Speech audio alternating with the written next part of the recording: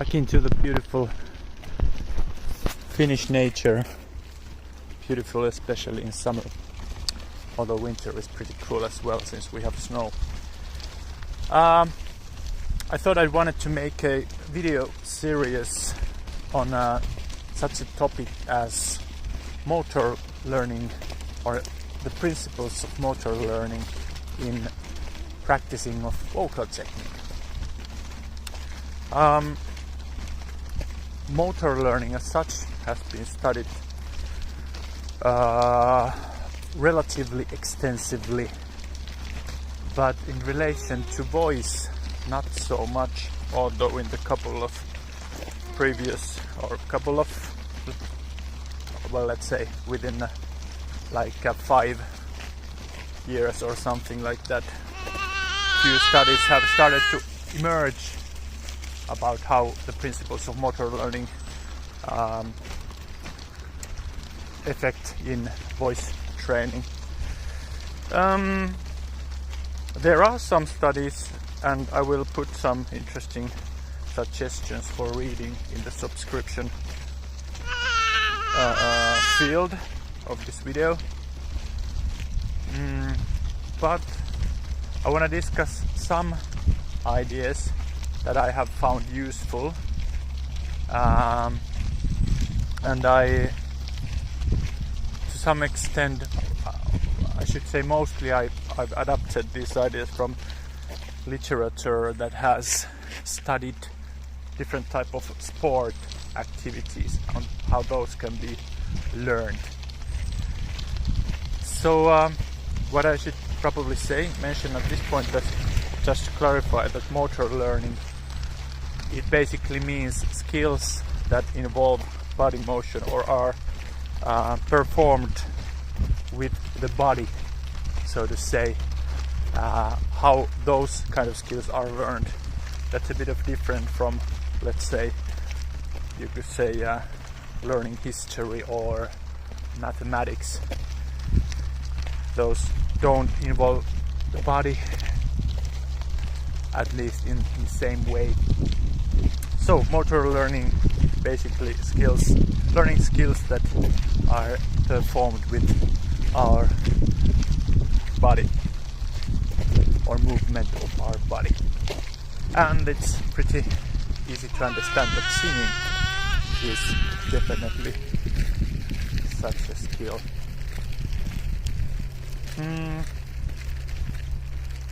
This first video I will discuss such an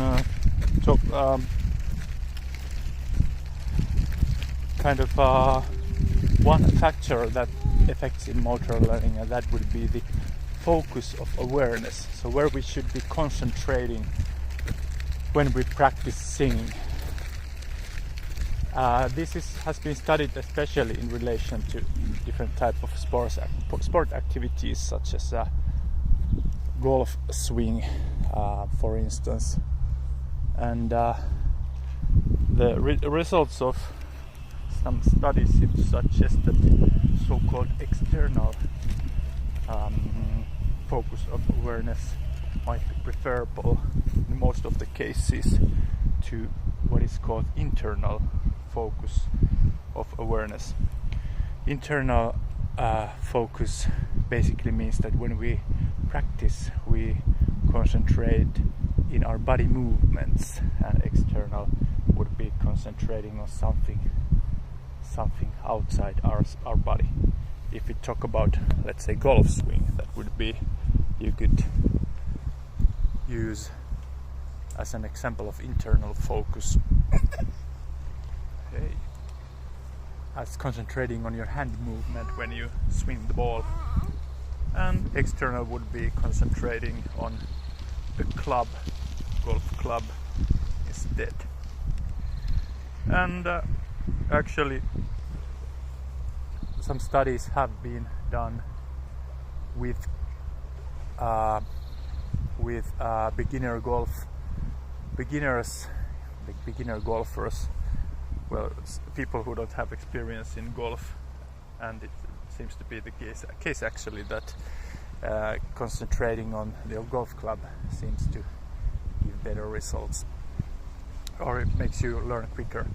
So how this knowledge might apply in singing, we cannot of course say anything we can't be very certain about anything, because we don't know how these things actually transfer into singing voice training. But in my opinion, it's still good to be aware of these things and maybe consider when you practice and try out and see if these things actually make difference in your own practicing. But if we think about my method, where basically the phonation comprises of 3 different phases. We inhale, we activate the support, and then we sing the note. In this system, we wanna use the idea of external focus in cases where we talk about things that require very, very specific adjustments in our vocal instruments. However, when we don't do this sort of precise and specific adjusting, we might actually consider using, or we would be allowed to use, more of the internal focus type of approach. And the reason for this is it's kind of been hypothesized that the benefit of the external focus angle is that we don't kind of disturb our... Just a moment. Okay. Pitäis me keksiä tässä suloksi, mitä tää leluisia. Katsoppa tämä. When we use the external focus approach, we kind of don't disturb our unconscious automatic processes in our brain that kind of control movement.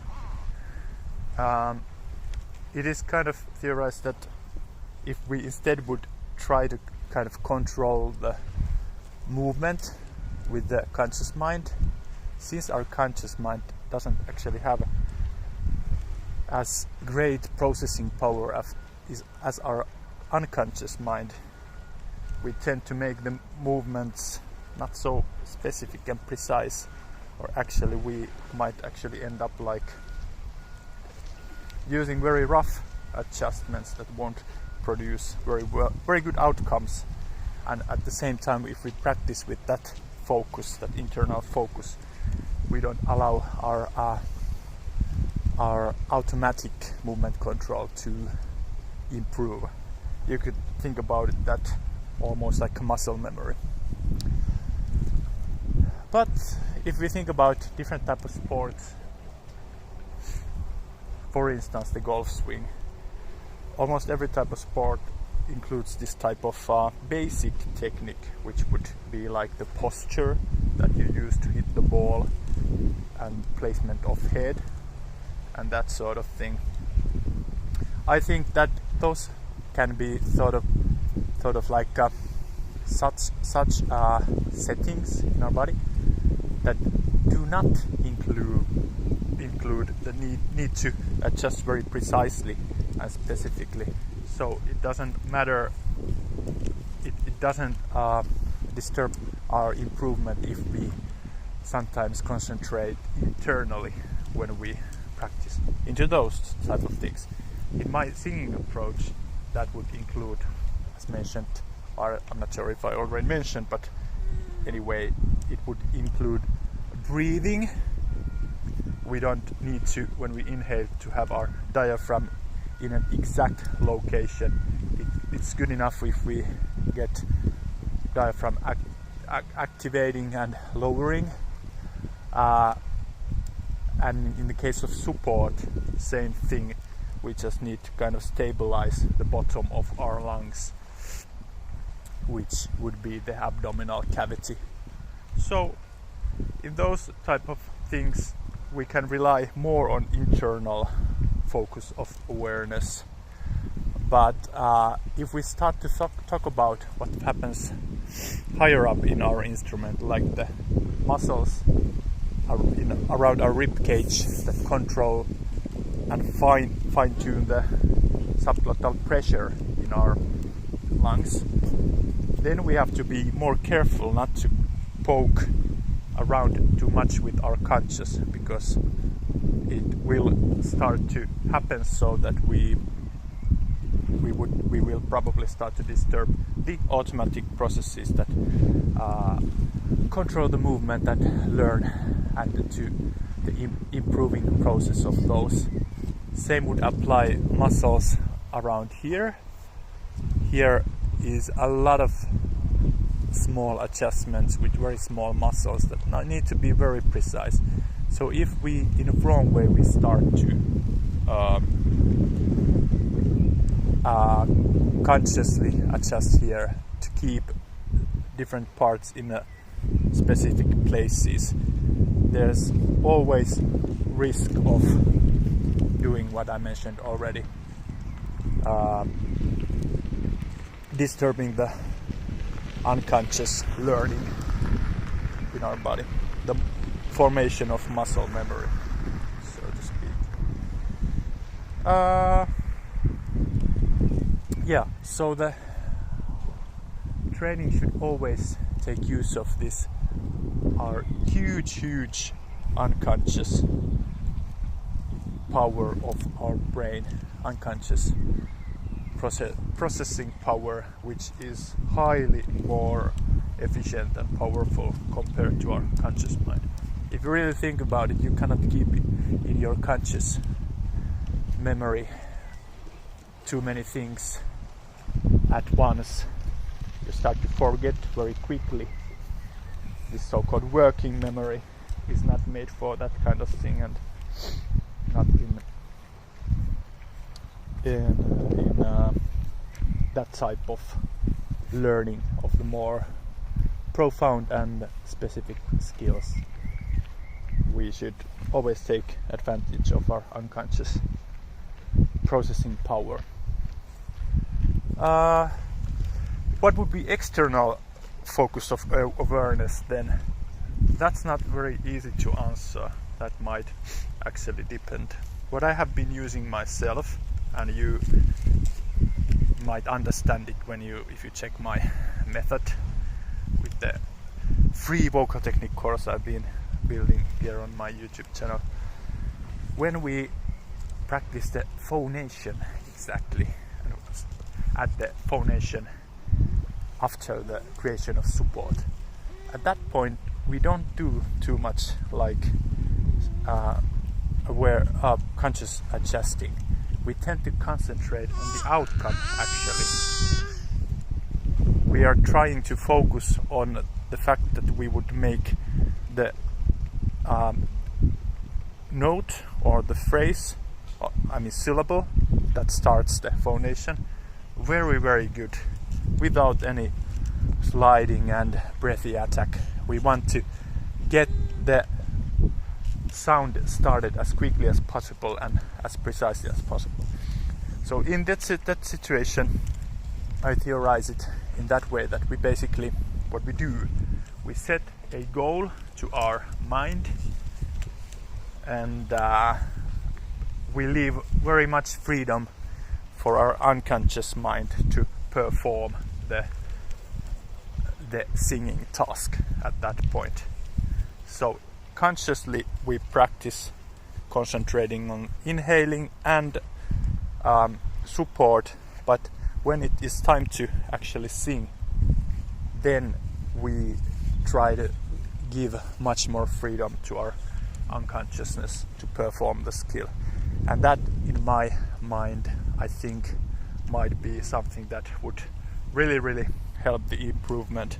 And I think in many cases, in my case for instance, has helped a ton, and of course many of my students as well. Actually at one point I didn't use these, I didn't have a habit of using this kind of conscious support technique either. I kind of thought that it might be more beneficial to leave the adjustings related to the whole kind of breathing apparatus, including the abdominal cavity, for the unconscious as well. But later I had been thinking about it more and thought that there might be some benefits to use some conscious adjustments that are very rough and don't need to be adjusted very carefully. And this, my current idea of support, fits very nicely into this ideology. So that's why we think about the support that way, in a way that it's not actually adjusting, it's just creating the stable starting point or stable ground for making the singing voice. And the benefit, of course, in that also is that our mental processing doesn't need to learn adjust also this area and this area simultaneously. We kind of make it more simple by taking this out of the picture and do the controlling with fewer muscles. That in theory should be very much able to adjust the subglottal pressure which is needed to be adjusted. Okay, that sort of thing. We have to thank Oliver at this point. He's been very good baby, wondering what's going around him. And then I'm gonna give you the last quick peek at our beautiful lake here in Tampere, the other of the two big lakes. Looks pretty nice. This is always very calming to come here. Yeah, so all the best, guys. Have a happy practicing, and of course, if you want to help me out, subscribe to my channel and like the videos which you find worth liking. That will make it a lot easier for me to get more following, and actually would help me to maybe in future make even more videos. Thanks. Bye.